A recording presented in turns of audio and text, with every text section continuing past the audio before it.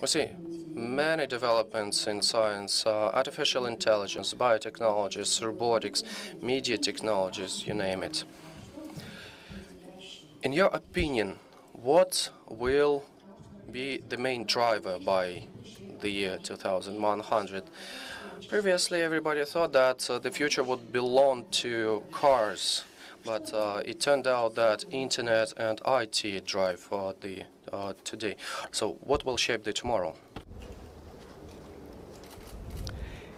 If our ancestors from 1900 could look at us today, what would our ancestors think of us?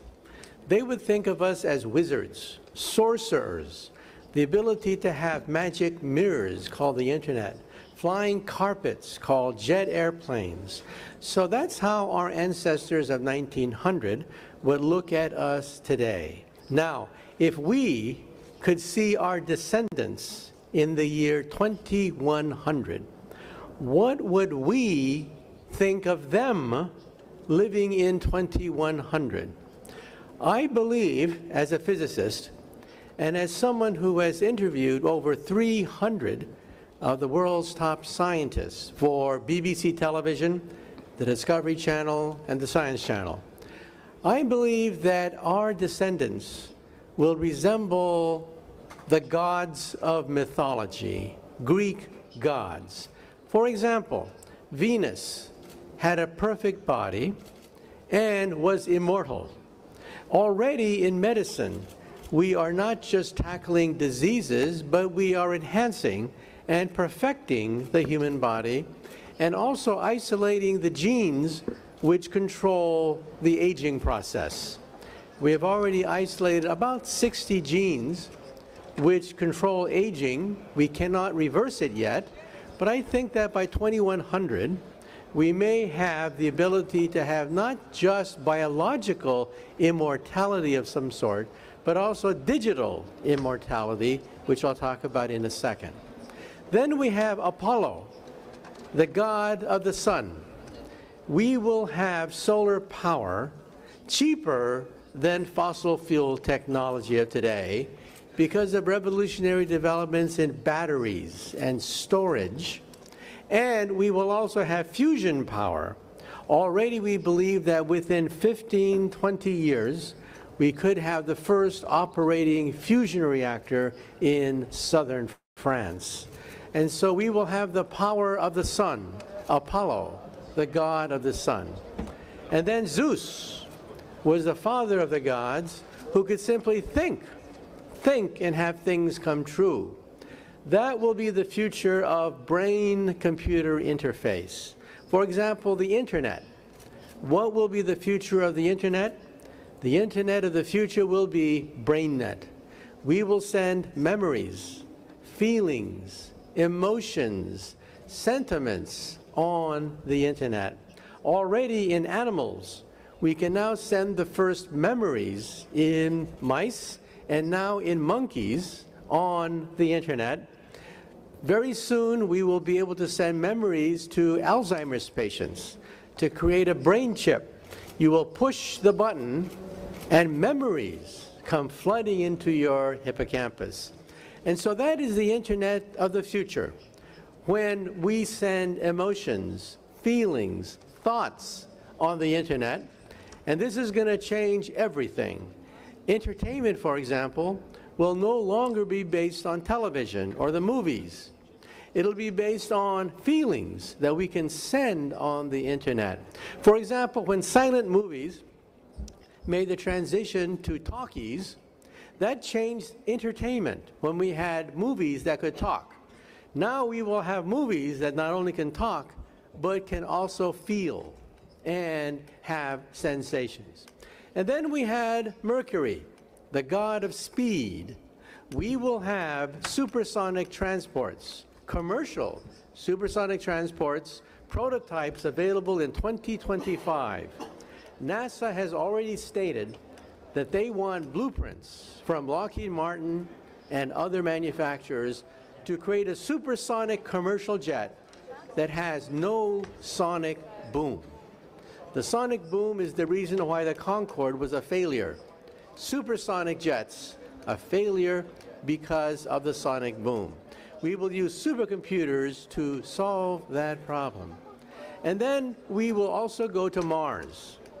Mars, perhaps by 2030, 2035, the first astronauts will go to Mars, and the price of space travel is dropping dramatically.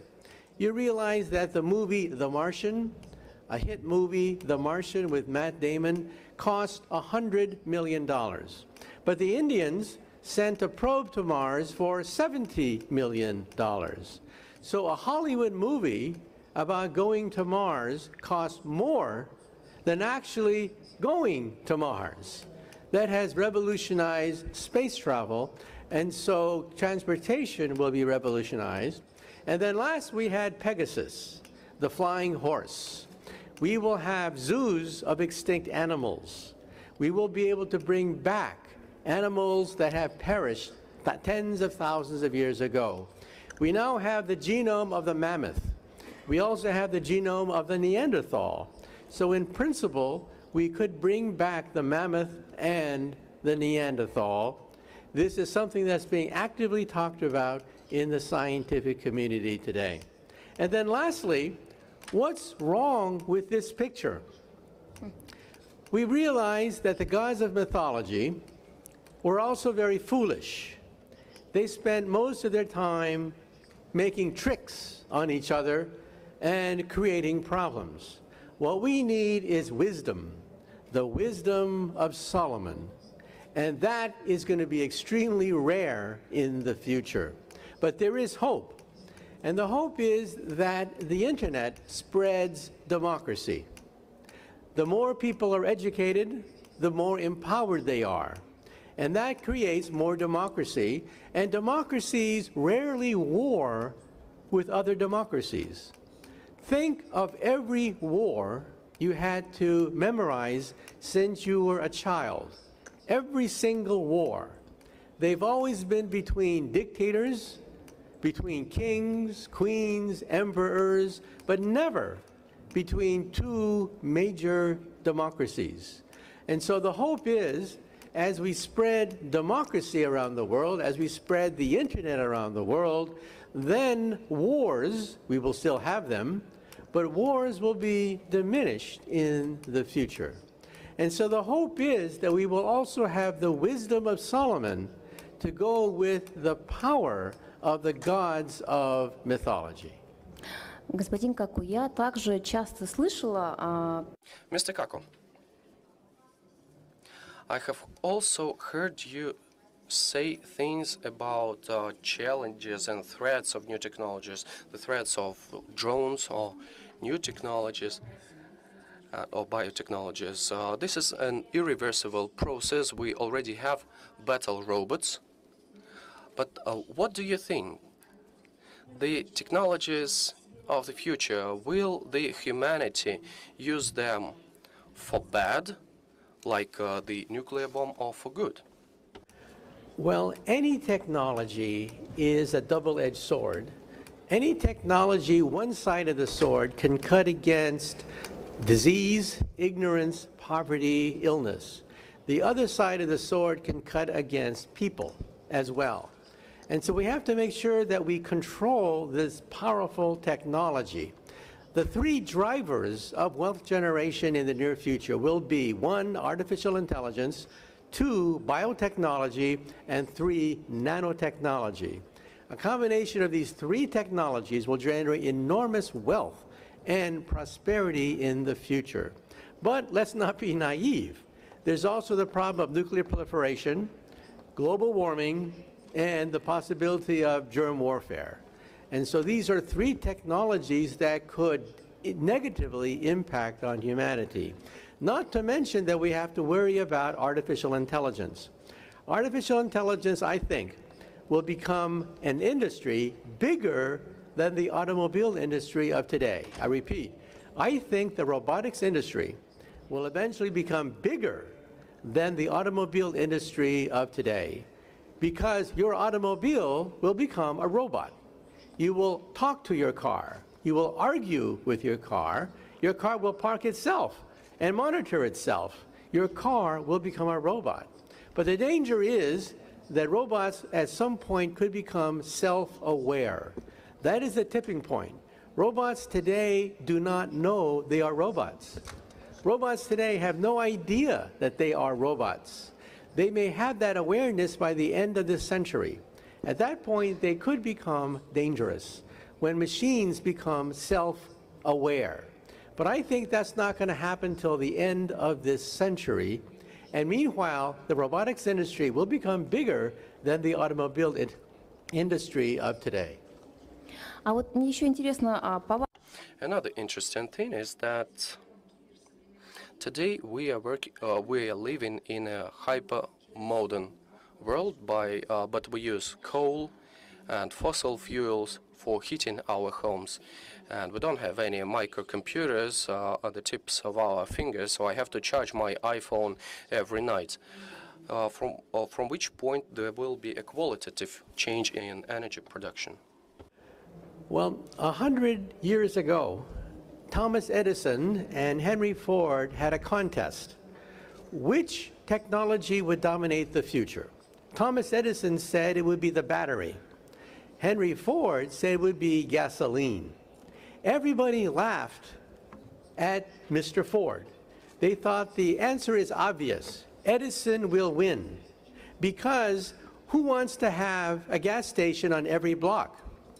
Gas explodes. It creates fires. People will die every day if we have gas stations everywhere. Well, we all know who won the bet. Ford won the bet, which means that every day somebody dies in a car accident and is burned alive. Every day we tolerate gas stations on every block because Ford was right. But in the long term, Edison may also be right, but the problem is storage.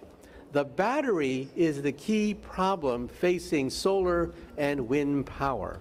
How do you have solar power when the sun doesn't shine and wind power when the winds don't blow? The bottleneck is storage, the battery. You see, there's no Moore's law for the battery. We assume that everything doubles every 18 months. We assume that. We assume that every Christmas, everything is twice as powerful as it was the previous Christmas. But that's not true. Moore's law only works for transistors. It does not work for the battery. But that's where new inventors are coming in today. Now, for the first time in 100 years, hundreds of inventors are pouring resources into the battery. That is the bottleneck that has prevented us from having a solar age and renewable technology in our backyard. So the price of batteries has gone down 7% per year. That could eventually open up a new era of energy. Я еще хочу немножко поговорить о том, что будет с нашим обществом, на какие пласты она будет. I also would like to talk about what can happen to our society. We have an entrepreneur in Russia who is like a Russian Elon Musk. He has a theory that by the year 2100, the society will be divided into two groups. The people who are innovators, entrepreneurs, scientists, they will govern all other people, these two groups. But what's your opinion, what the society of the future would look like? Plato, 2,000 years ago, believed that society would ultimately be controlled by philosophers. However, we know that philosophers are very bad at controlling power, resources, answering the needs of a growing population.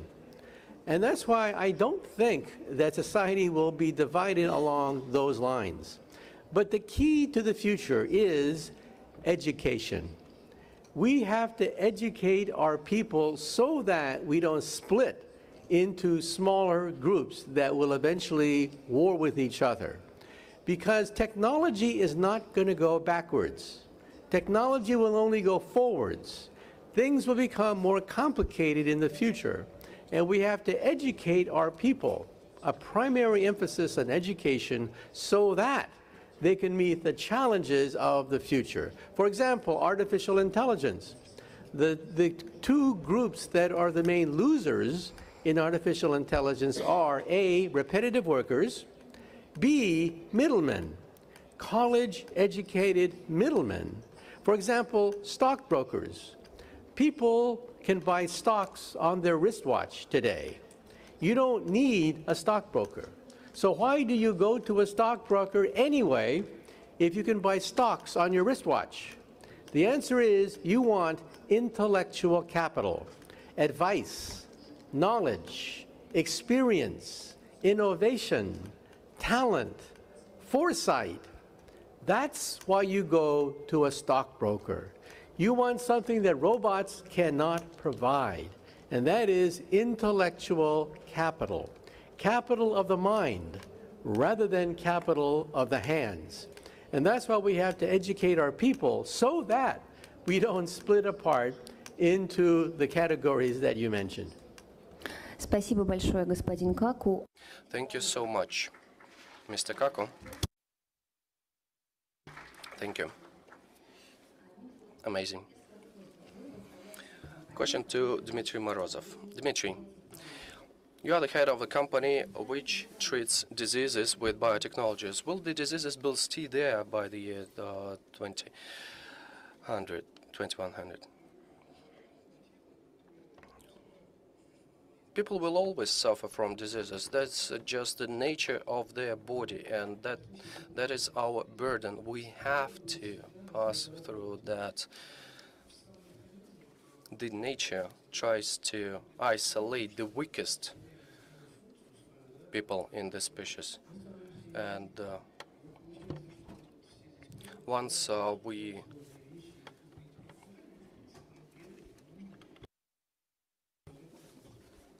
if people cannot give birth to children, the nature doesn't need them any longer. And we see that on the examples of the people we like, the people we love. They are weeded out by the nature. And we seem to lose in this battle against diseases, and the nature will still weed us out. Especially if we believe into Darwin, says that well, the primates have a very short lifespan, and we have already depleted our lifespan, and we just live there. With your permission, I'll have some questions on this point, this never-ending struggle against death, this desire to live forever. Recently, I spoke to Mr. Churchill, a biologist, and we discussed the system that allows to change DNA, that changes DNA on its own. So you think that people will be able to change the color of their eyes, shape of their head in the future? Of course, plastic surgery originally was aimed to correct some deformities. Will humans be able to change their outward appearance on their own? A brief look backwards. Clearly, we are a technology-driven civilization. Long time ago, we took a stick in our hands and threw it at an apple, got the apple. So our civilization was based on technologies, and one ancestor of ours taught another ancestor how to use a stick. What if an ancestor of ours had telekinetic capabilities, and he could remove the apple from a tree just by a force of thought? If that were the case, we would probably follow a completely different route of development, not a technology-driven civilization route. So all these things which we're doing now is actually preconditioned by our development route. And with the help of various technologies, we are studying nature, and we are treating it respectfully. We are trying to apply our technological knowledge our knowledge of the nature of things in order to understand, to grasp things which are ungraspable, incomprehensible. So we are always, we're not in alliance with nature, but we are an outside observer. We're observing the nature, and we try to impact the nature. You asked the question about changing DNA. Yes, we'll be able to change DNA, but we're fighting a losing battle. Of course, we can come up with all kinds of cartoons, scary cartoons for kids, showing all kinds of transformations that a human body can undergo. I'm talking about the superheroes, etc. But we'll still be using scientific approach, and will be a few steps behind the nature. We should live in harmony with nature, and we should transform ourselves based on other needs. Although plastic surgery, you got the point. Yeah, ladies transform their body to be more attractive, to continue their lineage. And so there is it's as part of their biological activity, biological agenda.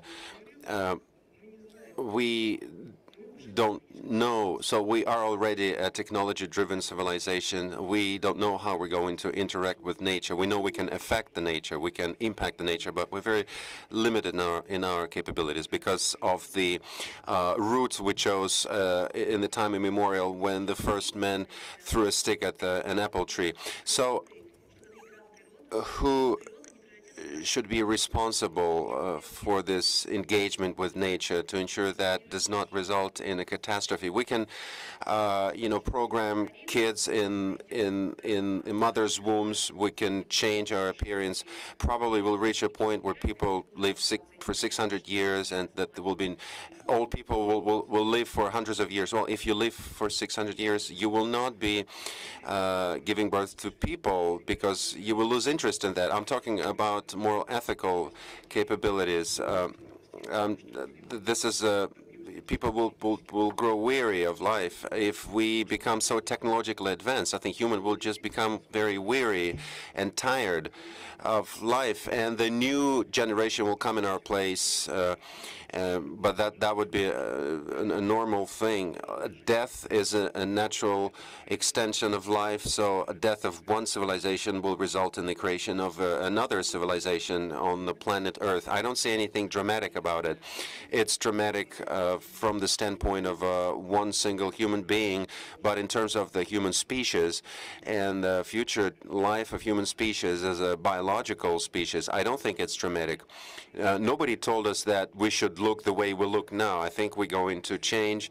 If we travel in outer space, if we travel to other planets, we'll be adapting to other planets' environment.